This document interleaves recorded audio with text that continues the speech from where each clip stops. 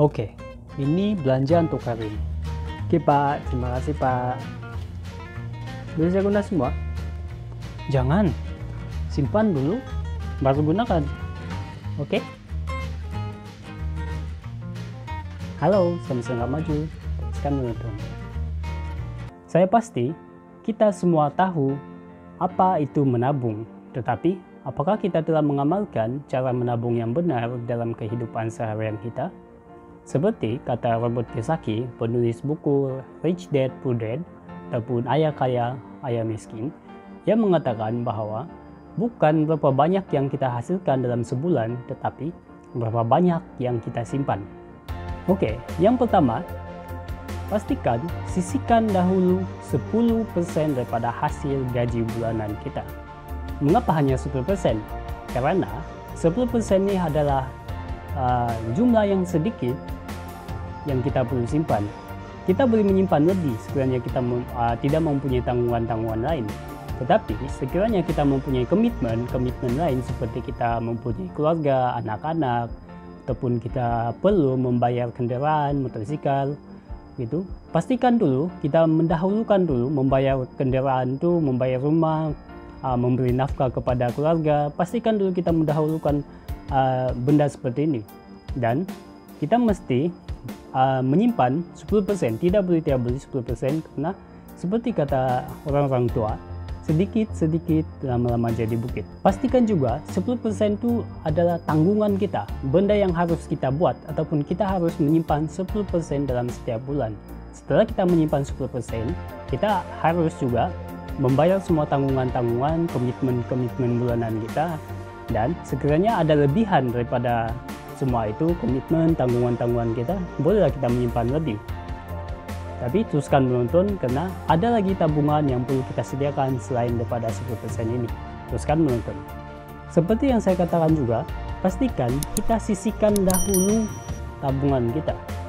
Ibu bapak kita selalu mengatakan, kalau ada duit lebih, baru sisihkan.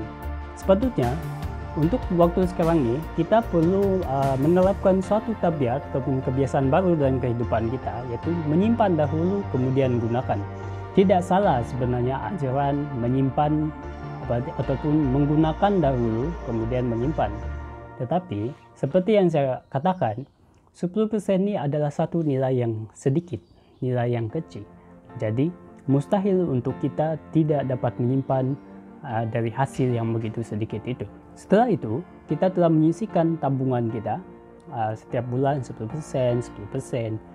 Pastikan juga kita membuat satu account yang berasingan untuk tabungan dan juga untuk kegunaan seharian.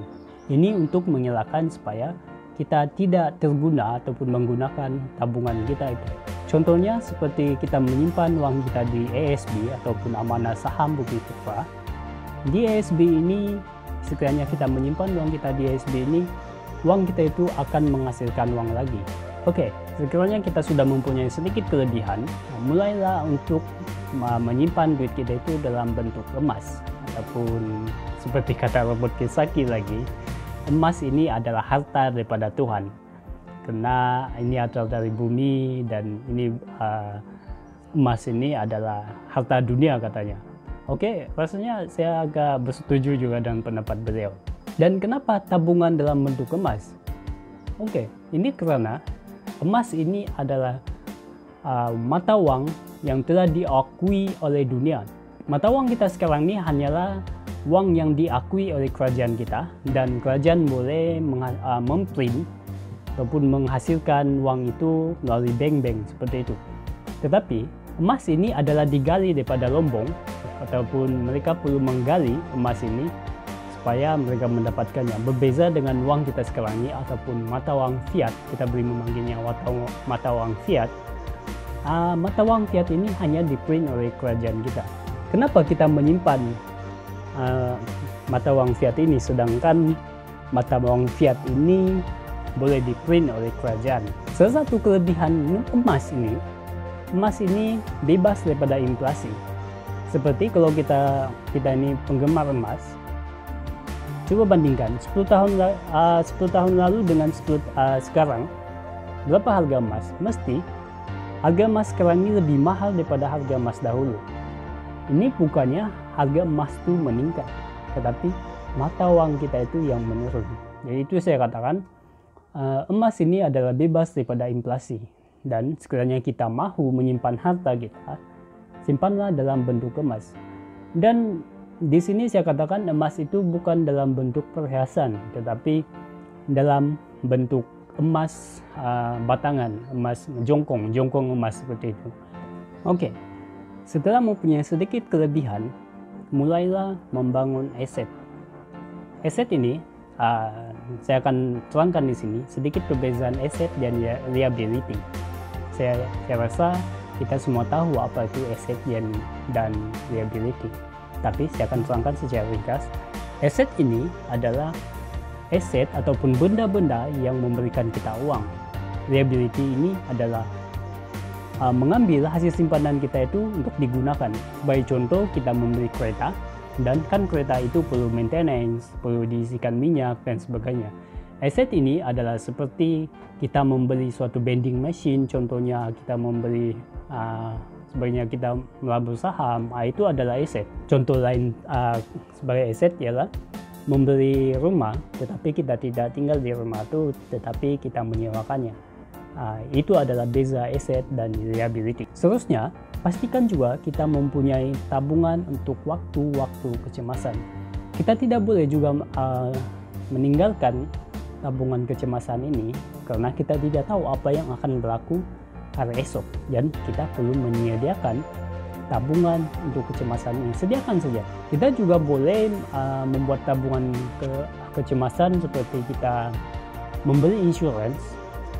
Tapi kadang insurance itu kita tak tahu, dan kadang kita tak boleh menggunakan insurance itu untuk keperluan pribadi kita. Sebagai contoh, tiba-tiba bulan ini kereta kita tuh pancit, dan kita tidak boleh menggunakan insurance daripada seperti insurance nyawa seperti itu untuk membayar memperbaiki kendaraan kita itu. Kita juga tidak salah menyediakan insurance, tetapi perlu juga sediakan satu tabungan untuk kecemasan yang senang untuk kita cairkan. Setelah itu, kita telah menyediakan tabungan-tabungan seperti tabungan aset, tabungan emas, tabungan seperti untuk masa depan. Untuk yang terakhir, ini juga tidak kurang pentingnya, sediakan juga tabungan untuk akhirat. Bagaimana kita boleh mendapatkan tabungan akhirat ini? Ini kita boleh dapatkan dengan menderma, beramal, dan sebagainya. Saya rasa kamu lebih arif dalam perkara ini. Tapi saya berikan contoh, seperti kita memberikan uang kepada rumah anak-anak yatim, dan juga memberikan makan kepada ibu bapa, memberi uang kepada ibu bapa kita juga itu adalah satu amal.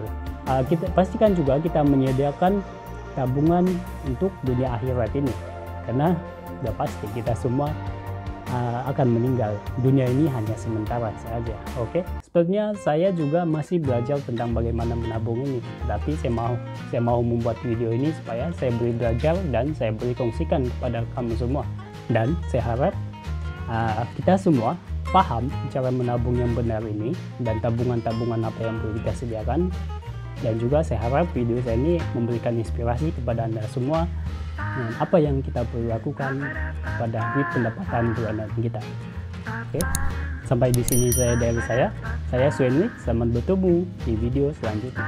Bye bye.